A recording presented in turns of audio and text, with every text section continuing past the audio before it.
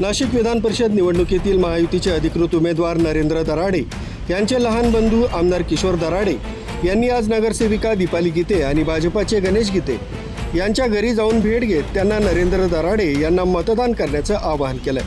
दीपाली गीते या मतदार आहेत. मत मागण्यासाठी आलो होतो. गणेश गीते यांना रिक्वेस्ट केली.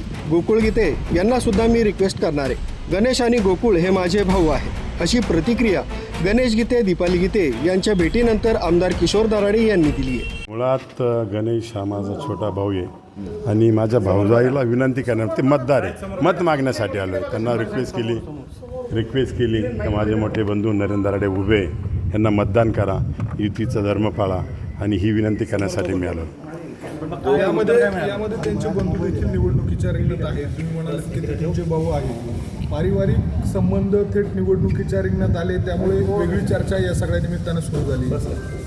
नाही, मुळात गोकुळसुद्धा माझा छोटा बंधूच आहे. त्याच्याशी सुद्धा मी विनंती करणार आहे का महायुतीची उमेदवारी नरेंद्र दराडे यांना मिळालेली, तूही मदत कर आणि याचा निर्णय तू घे. पण मागच्या 3 ते 4 दिवसापासून अगदी मंत्री गिरीश महाजन असतील, उदय सामंत असतील, राधा भुसे असतील, सर्वांनी गोकुळ गीते यांची भेट घेतली, त्यांची मनधरणी करण्याचा प्रयत्न केला. देखील ते निवडणूक लढवण्यावर ठाणे. आता तुम्ही त्यांच्या बंधूंच्या भेटीसाठी येतात. मुळात उमेदवार पक्षाचा आहे, मंत्री महोदयांना ती जबाबदारी असते. अख्ख्या महाराष्ट्रामध्ये युतीमध्ये सगळे 17 जागा लढत आहे. आणि हे काय नाशिक जिल्ह्यातच मंत्री आले असं नाही, पूर्ण जिल्हाभर मंत्री जात आहे ना, प्रत्येक जिल्ह्यात मंत्री जात आहे. त्याच्यामुळे त्यांची ती जबाबदारी असते, ते पार पडतात. परंतु नाशिकची मोठं आव्हान वाटतंय नरेंद्र दराडेंना. नाही, हे आव्हान वगैरे असं काही म्हणता येणार नाही, पण ठीक आहे, त्या संदर्भात आव्हान वगैरे काय म्हणता. ज्या वेळेला तुमचा आणि त्यांचा एक व्हिडिओ समोर आलेला होता, ज्यामध्ये तुम्ही त्यांना विनंती करत असताना तुम्ही म्हातारा झाला का असं म्हणून देखील उल्लेख केलेला होता. त्याचा नेमका काय अर्थ होता? नाही, कसं आपण सर्व मराठी भाषा कशी वाकवली तशी आहे. आपण सहज पोराला म्हणतो, कोणाला म्हणतो, बाबा तुझं कुठं वय झालं का, होईल पुढं मिळणार आहे, अशा भाषेत आमचं टोनिंग नेहमी चालत असतं. हे काय आजच नाही, पण सहज कोणी अनावधानाने ते व्हायरल केलेलं, त्याचा गोकुळचा याच्यात काही संबंध नाही. दराडे साहेब, मात्र आपण जर बघितलं असेल तर माघारीच्या दिवशी अक्षरशः गोकुळ गीते यांनी माध्यमांसमोर किंवा फोन कॉलवर सांगितलं होतं का दराडेच्या समर्थकांकडनं त्यांचा बाप काढण्यात येतोय, माग घ्यावा लागेल असं पद्धत. हे बघा, राजकारणामध्ये कोणीतरी विरोधक असतं, हे आपसात लावून देण्याचा प्रकार आहे. असं काही माझा पुतण्याही बोलला नाही, तो ग्रॅज्युएट झालेला आहे आणि तिने आपल्या माध्यमातून प्रसिद्धी दिली. माझा आवाज असेल, मी जर काही बोललो असेल, तुम्ही फायरनशी लाभला ते टेस्ट करा, आणि जर माझ्याकडनं चुकी झाली असेल ते जाहीर माफी मागायला तयार आहे. हे तर त्या दिवशी आपल्या माध्यमातून जर कळवलेलं आहे. त्याच्यामुळे असं काही बोललेलं नाही.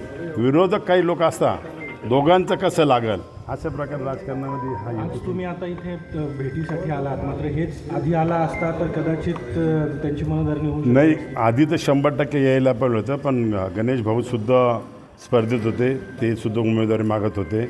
जागा BJP केला जाते का शिंदे गटाला जाते हे अद्याप आम्हाला दोघांना माहीत नव्हतं.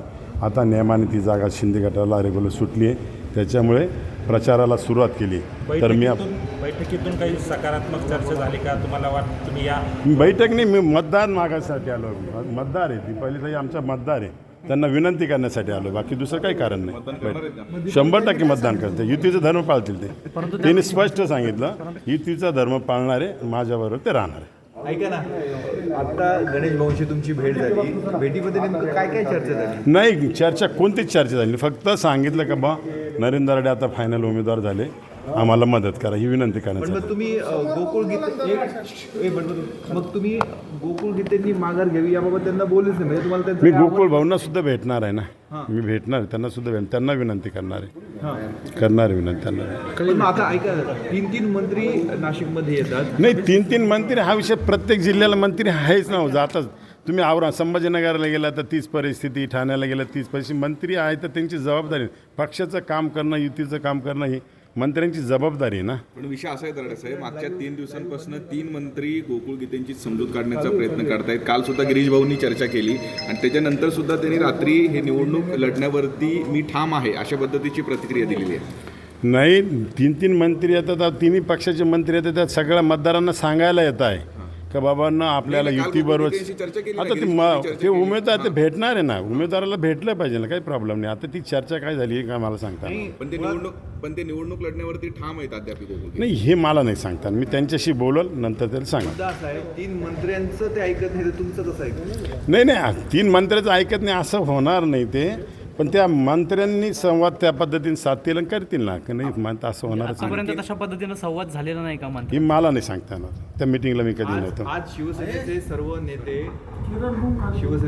नेते तुमचे मंत्री आमदार एकनाथ शिंदे साहेबांकडे देखील याबाबतची नाराजी व्यक्त करणार आहे.